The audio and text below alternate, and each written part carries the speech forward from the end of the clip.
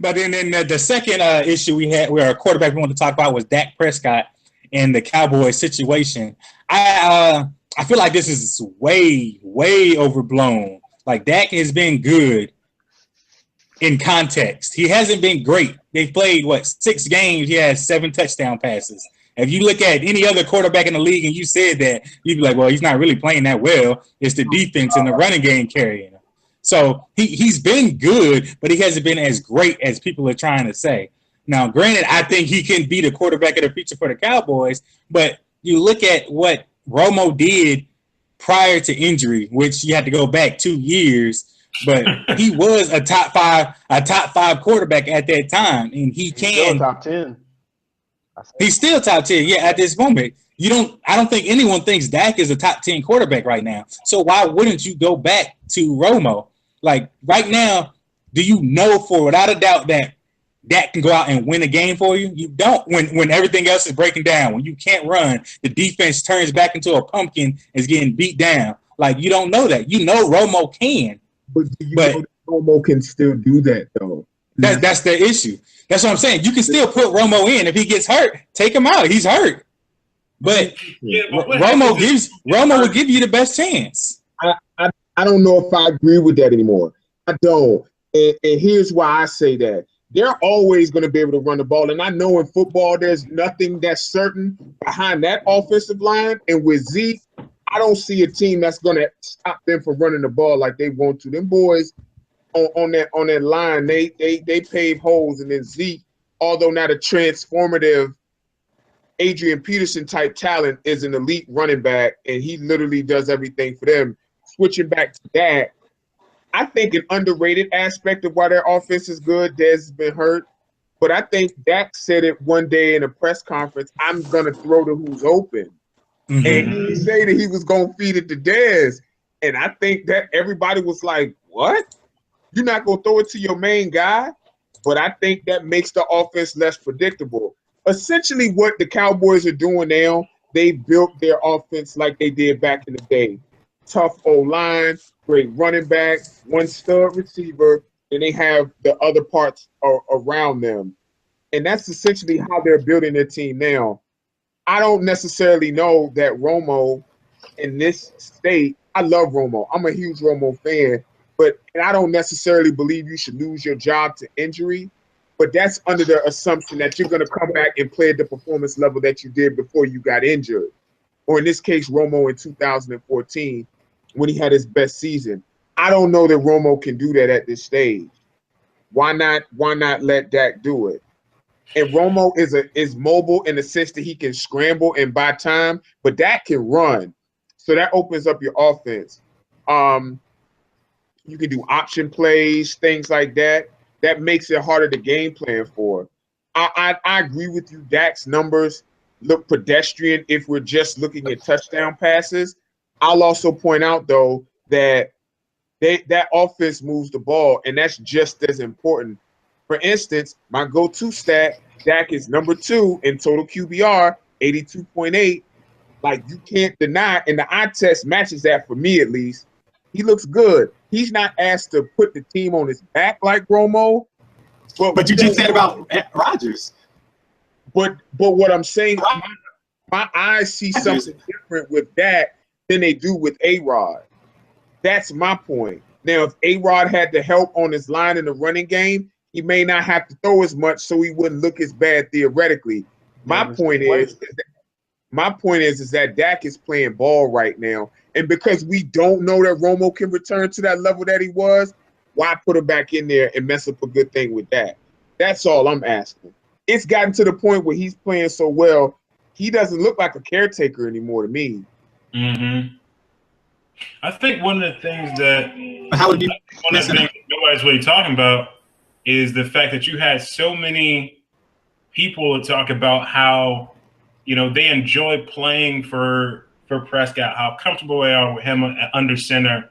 One of the things that the commentators, and I hate, going to the commentators on Fox, but one of the things they talked about is you got a lot of young guys on the defense or on the offense right now, some of whom either haven't played with Romo or have only played a couple of games with Romo. and just don't know his tendencies very well.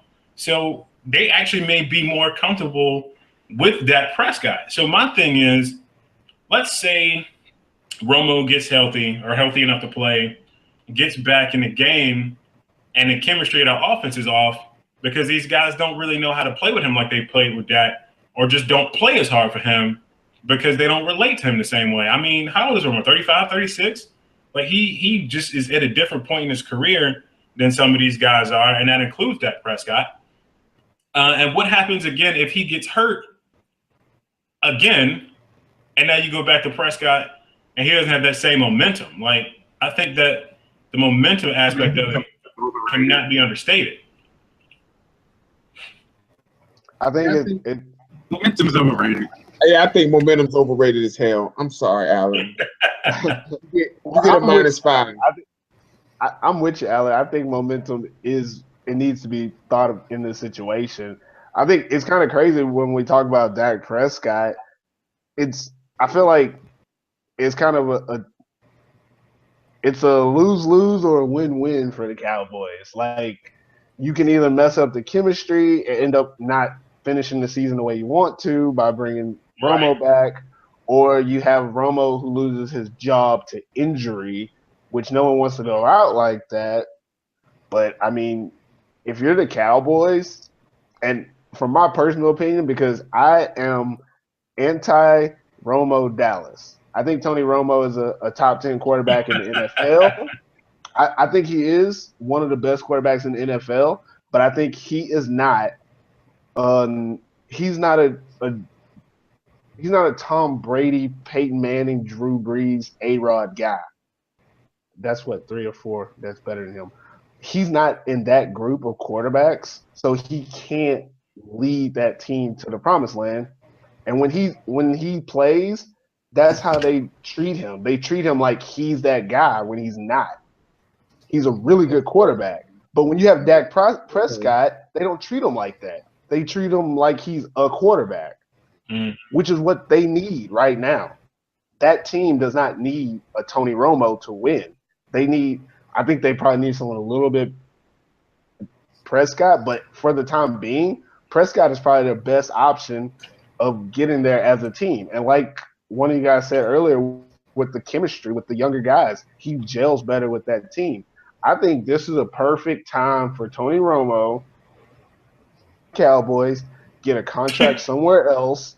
He's still mid-30s. He'll play another 15 years the way the NFL is going now, and he'll play on a good team. He'll play how long? He'll probably play another 4 or 5 years, though. Realistically, he'll probably play another 4 or 5 years somewhere where he can do his thing and actually help the team. In Dallas, what he does isn't going to help Dallas get where they need to go. You got to look at it sometimes. I know that no one wants to make that tough choice, but you got to look at it. Is putting Tony Romo going to help Dallas get where they need to go as an organization in the next couple of years? No, because what Tony Romo does great doesn't fit with what y'all have going. You have that offensive line built. Use it. I'm pretty confident they're not going to release him outright. I will say that. No, probably not. You can get value for him. I think like I said, he's still a top 10 quarterback. I don't know exactly what they're going to do, but I think you can get value for him. Just looking at the cap on Spotrac.com, like if he's released this year, that's $40 million in dead cap. He won't get released. Take that back out. No, he won't. I think Dak has vastly exceeded expectations, so I think there's some of that going on. And I'm not necessarily saying he's going to turn back into a pumpkin.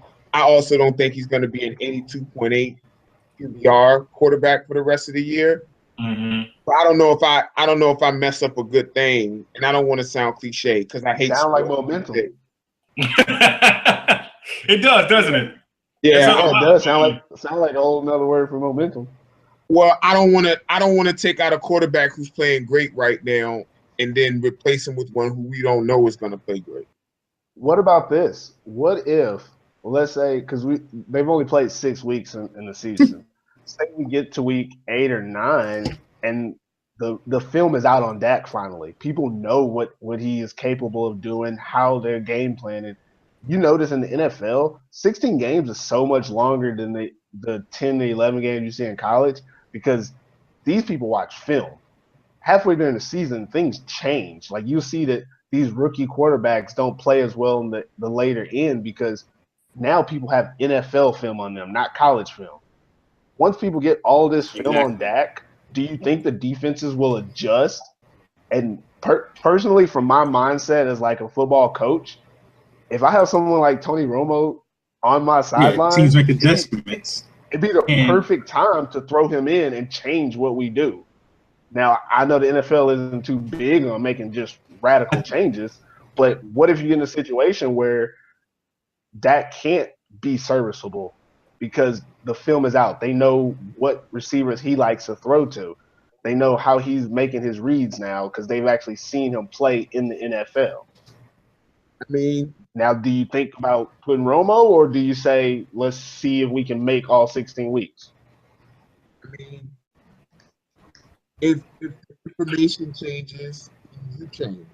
If that performance change, then you change. Until then, I don't necessarily see something to facilitate a change. That's just me. Yeah. I'm just talking. So what you're saying is keep up while you have the momentum. Is that what I'm hearing? No, I'm not using that M word. That M word is the devil. No, not using that M word. That M word is. That's the definition he's using. I can change.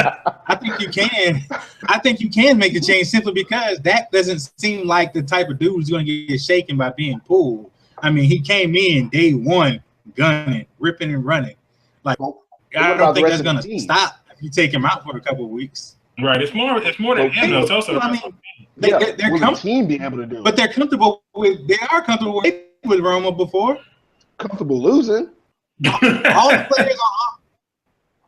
It's including the line. The only person who hasn't played with Romo is Zeke. Everyone else was there when Romo was playing. He's hitting Cole Beasley a lot more. He's starting to go to, but Cole Beasley has been his main target, and Bryce Butler. Those have been his two guys. Is every other backup quarterback who came in, you hit those guys you're used to throwing to in practice when you run the scout team, and that's what he's Tony been Romo doing. Come back though. Jason Witten going to Pro Bowl. You know that. Yeah. And Dez Bryant. That boy, he waiting. He like, come on, Romo. I need my catches. A couple of those offensive linemen, though, they may have been there with Tony Romo, but you've got at least, I think their center was drafted 2 years ago, so he hasn't played with Romo in a while. The guard they drafted last year, obviously. Yeah. Frederick played with Romo, though, right? Frederick was drafted in 2014, wasn't he? Yeah. But okay. He's, better part of a year and a half, he's played longer without him. So is Tyron. Huh? Yeah, I was going to say Tyron's been there. But the thing is, he played with, what, 4 different – he played with, like, different – calls are going to stay the same. It's the same as – well, I mean, you play line, so you'd have a better – it's not playing blocking for backs where you had to get a feel for how patient they are, how they're going to hit the hole. You're still going to have the same call, getting used to how he calls things. You know he's not going to move out the pocket. And to his credit, Dak ran that much. He stayed in the pocket. He runs when he absolutely has to. But he's going to stay in the pocket. When you get Romo in there, you're probably you've seen how they play when Romo's in there. They're going to pass more. So now your offensive line is going to have to go against. But they shouldn't. When he was at his best was when DeMarco was leading the league in rushing. That's when they were at their best. When it was an even split between running and passing, which is what they're doing this year. Which is why I say if they stick with what they're doing now, there's no real change. I don't think that once he. That's why I say that you put Romo back in. Yeah, but how long is it going to be 50-50? It won't be. Not with Romo. I agree. They've proven it time and time again that guru. How many passes even when DeMarco Murray was playing great. Even when DeMarco Murray was playing great, you would see late in the game when the game is on the line, it becomes the Romo show. and Romo has proven that he can't win that show. And you got to think about it. He's a veteran quarterback. When he's in, he can make calls that they probably won't let Dak Prescott make. There's checks that he has that Prescott probably isn't allowed to have yet. Not saying that they're limiting Prescott like in the offense, but there's probably situations where they're like, you can only do this, this, and this. And for Tony Romo, he's like, shit, I've been doing this for years. This is what I'm gonna do. When I see this front, if I see this defense, this is what I'm gonna do. And that gives you a different feel. Right now, they got a really good feel because the offense is kind of flowing as it's planned, as it's supposed to, as the team is evolving. When you put Romo in there, it's going to go off of how he is evolving. Mm-hmm. And the thing about it is that might not mesh with where they are right now. But it's a tough situation for them. You know how I think it's with Madden. Like if you start off bad and like towards the middle of the season, like it says you're a buyer and then you change to a seller, like at the trade market. I think the Dallas Cowboys expectations have changed. What they're 5-1 right now. I don't necessarily those mentioned. No, not momentum. those things that you mentioned have value, being able to audible at the line, but they really have the best of both worlds now. They're playing with the future while being good in the present. That's really hard to do, and you don't really want to set that timetable back. Let me ask you this: What if there's someone? Is there a team that would be willing to trade for Romo? Oh, I'm sure. If that happened, would that be the best situation? I mean, he's not Jay Cutler. I think there are teams that would be interested. Denver. For that price tag, no, not for that price tag and his injury history. We just got rid of a limp quarterback.